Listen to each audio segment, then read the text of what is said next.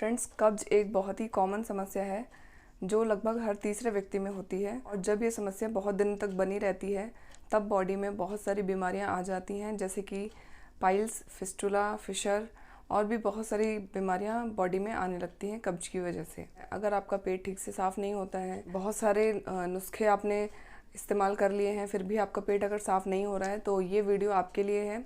इस वीडियो में मैं आपको बताऊंगी कब्ज क्या होता है और कब्ज के क्या साइन एंड सिम्टम्स होते हैं, किन किन लोगों में कब्ज देखने को मिलती है, और कॉन्स्टिपेशन अगर बहुत दिनों तक पड़ा रहता है बॉडी में, पेट में, तो आपको क्या क्या समस्याएं हो सकती हैं। और कॉन्स्टिपेशन के लिए बहुत ही अच्छी होम्योपैथिक मेडिसिन भी बताऊंगी। नमस्कार फ्रेंड्स, मैं डॉक्टर शिखा, आपका बहुत बहुत स्वागत है आपके अपने चैनल होम्योबून में। तो चलिए वीडियो स्टार्ट करते हैं।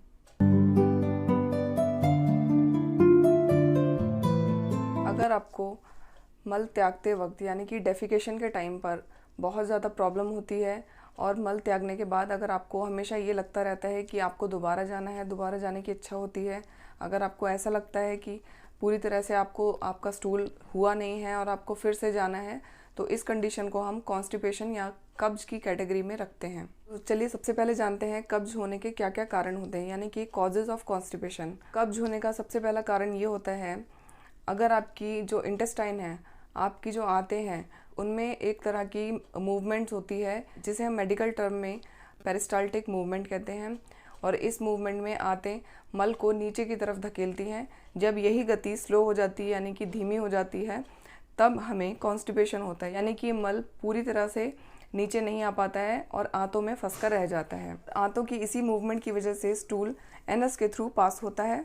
लेकिन कॉन्स्टिपेशन में क्या होता है, जब यही पेरिस्टाल्टिक मूवमेंट यानी कि हमारी जो आंतों की गति है वो धीमी पड़ जाती है, तब स्टूल नॉर्मली पास नहीं हो पाता है। इस कंडीशन को हम कॉन्स्टिपेशन कहते हैं। जब किसी को कॉन्स्टिपेशन होता है तो उस दौरान क्या होता है, उस दौरान उस इंसान का जो स्टूल होता है वो बहुत ज़्यादा हार्ड हो जाता है, बहुत टाइट हो जाता है, और उसको उस टाइम पे स्टूल पास करने के लिए बहुत ज़्यादा स्ट्रेन लगाना पड़ता है, बहुत प्रेशर लगाना पड़ता है। आप बहुत ज़्यादा प्रेशर लगाते हैं तो आपका जो एनल वाला पार्ट होता है वहाँ पर स्किन की पीलिंग हो जाती है, क्रैक्स पड़ जाते हैं और बहुत ज़्यादा वहाँ पे पेनफुल कंडीशन डेवलप हो जाती है, जो कि बाद में जाके बहुत सीरियस कंडीशन में चेंज हो सकती है। और इसी के साथ साथ बहुत दिनों तक अगर किसी को कॉन्स्टिपेशन होता है तो उस कंडीशन में पाइल्स भी डेवलप हो सकती है या फिर फिस्टुला भी डेवलप हो सकता है। कब्ज होने का दूसरा बड़ा कारण क्या होता है, अगर आप अपने खाने में, अपनी डाइट में फाइबर नहीं ले रहे हैं, लिक्विड नहीं ले रहे हैं, तो भी आपको कॉन्स्टिपेशन हो सकता है। अगर आप खाना खाने के बाद एक ही जगह पर लेटे रहते हैं या फिर बैठे रहते हैं, आप बिल्कुल भी फिज़िकल मूवमेंट नहीं करते हैं, फिज़िकल एक्सरसाइज नहीं करते हैं, वॉक नहीं करते हैं, तो भी आपको कॉन्स्टिपेशन होता है। इसका तीसरा बड़ा कारण क्या होता है, अगर आपको टॉयलेट जाने की इच्छा हो रही है, अगर आपको स्टूल जाना है लेकिन आपने किसी अपने ज़रूरी काम की वजह से आप स्टूल नहीं करने जा रहे हैं, या फिर अगर आप अपनी अर्ज को रोक रहे हैं, आप स्टूल नहीं जा रहे हैं, तो भी आपको कॉन्स्टिपेशन हो जाता है। क्योंकि इस तरह की प्रैक्टिस हमेशा ख़तरनाक होती है बॉडी के लिए, क्योंकि ये नेचर कॉल है। नेचर कॉल को रोकना या सप्रेस करना हर सिचुएशन में ख़तरनाक होता है।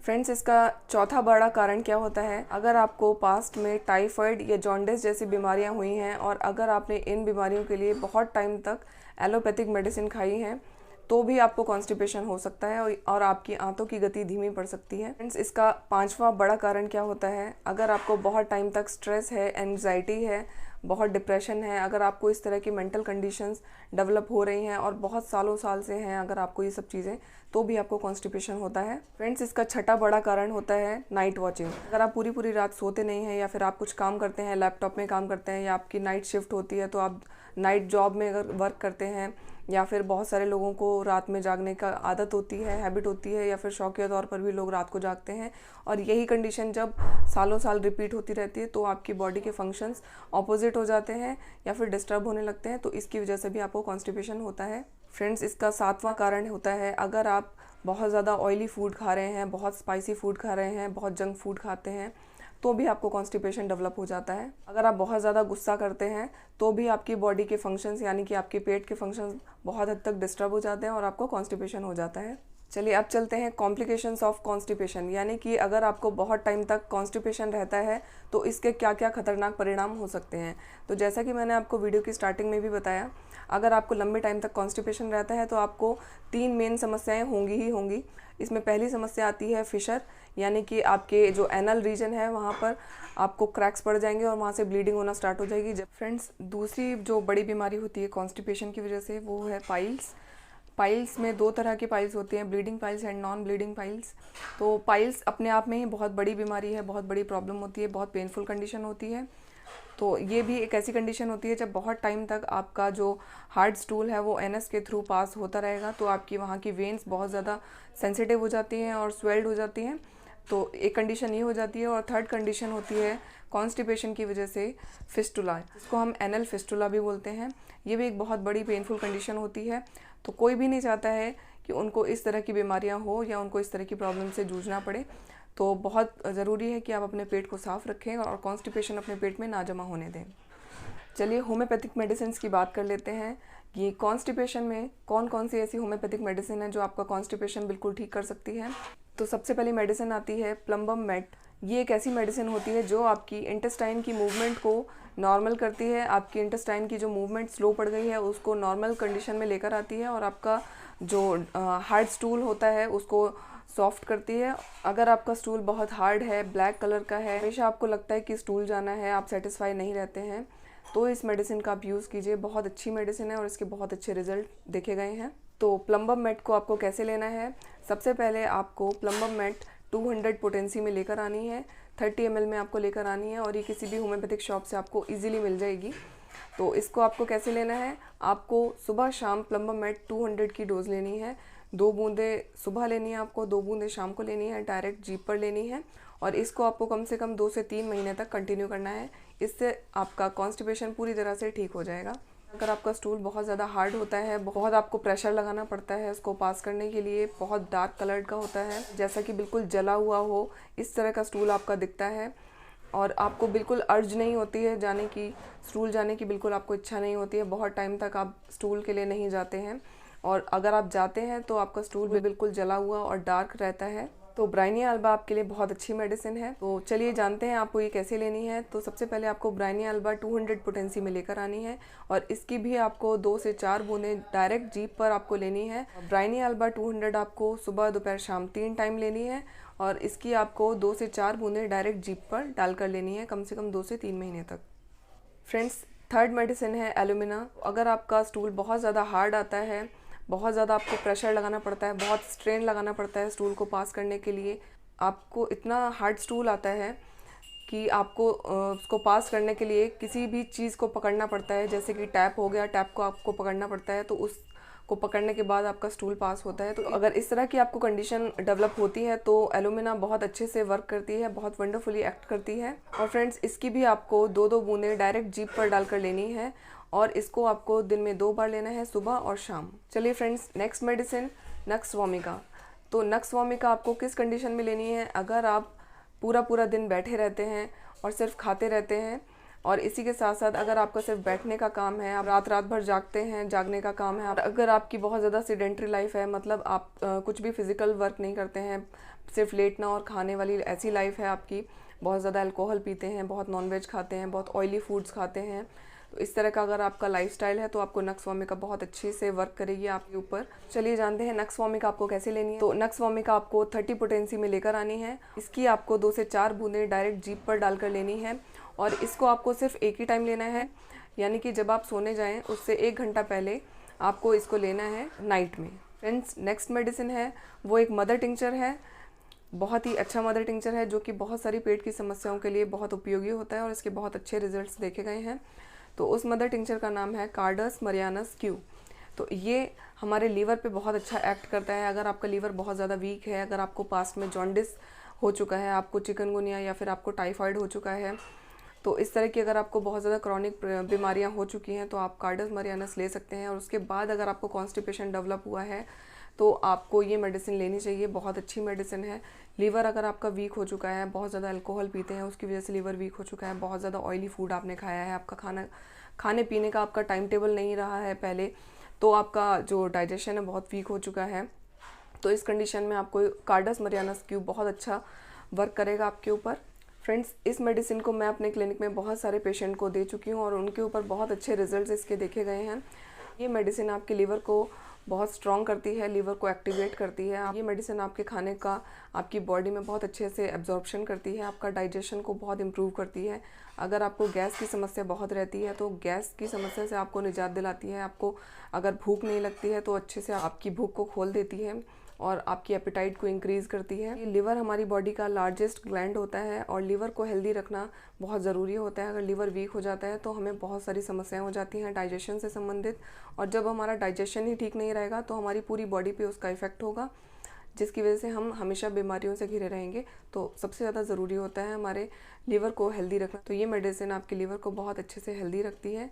और इसको आपको कैसे लेना है, सबसे पहले आपको कार्डस मरियानस मदर टिंचर की फॉर्म में लेकर आनी है और इसको आपको 20-20 बूंदें 1/4 कप पानी में डालकर दिन में 3 से 4 बार आपको लेनी है। आपकी डाइजेशन से संबंधित सारी प्रॉब्लम्स को ये मेडिसिन बिल्कुल ठीक कर देती है। नेक्स्ट मेडिसिन है साइलिशिया। रेक्टम आपकी आंतों का सबसे एंड पार्ट होता है जहाँ पे स्टूल आपका कलेक्ट होता है और एनएस के थ्रू बाहर पास होता है।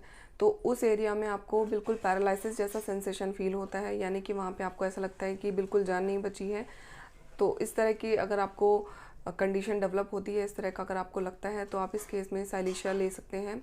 इसी के साथ साथ आपको अगर हार्ड स्टूल होता है, बहुत ज़्यादा आपको स्टूल करने में बहुत प्रेशर लगाना पड़ता है, तो आपको साइलिशिया बहुत अच्छा इफ़ेक्ट देगी और बहुत अच्छा असर करती है। और इसी के साथ साथ अगर आपको पेनफुल डेफिकेशन होता है, यानी कि आपका स्टूल पेन के साथ बाहर आता है और आपका स्टूल थोड़ा पार्शली बाहर आता है और फिर से वापस चला जाता है ऊपर की तरफ, तो आपको इस कंडीशन में साइलिशिया ज़रूर लेनी चाहिए। आपको बहुत अच्छा इफेक्ट देता है साइलिशिया। और साइलिशिया में एक बहुत मेन सिम्टम होता है, आपका जो स्टूल है बहुत टाइम तक आपके रेक्टम में पड़ा रहता है, यानी कि पुराना मल जिसे हम कहते हैं, बहुत टाइम तक रेक्टम में पड़ा होने की वजह से आपको पेट में बहुत तरह तरह की गैस उत्पन्न करता है, बहुत प्रॉब्लम करता है। पेट आपका हमेशा फूला रहता है, फ्लैचुलेंस रहता है, आपको भूख नहीं लगती है, आपके पेट के निचले हिस्से में हमेशा आपको भारीपन लगता है, आपको वॉमिटिंग जैसा सेंसेशन लगता है। तो इस तरह के अगर ओवरऑल आपको सिम्टम्स दिख रहे हैं अपने बॉडी में, तो आपको साइलिशिया ज़रूर लेनी चाहिए। बहुत अच्छी मेडिसिन है, बहुत अच्छा वर्क करती है। तो चलिए जानते हैं अब साइलिशिया आपको लेनी कैसे है। साइलिशिया आपको 200 पोटेंसी में लेकर आनी है और इसकी आपको 2-2 बूंदें डायरेक्ट जीभ पर लेनी है, सुबह और शाम 2 टाइम आपको लेनी है। सभी मेडिसिन मैंने आपको कॉन्स्टिपेशन के लिए बताई है और कुछ मेडिसिन इसमें से लिवर के लिए हैं।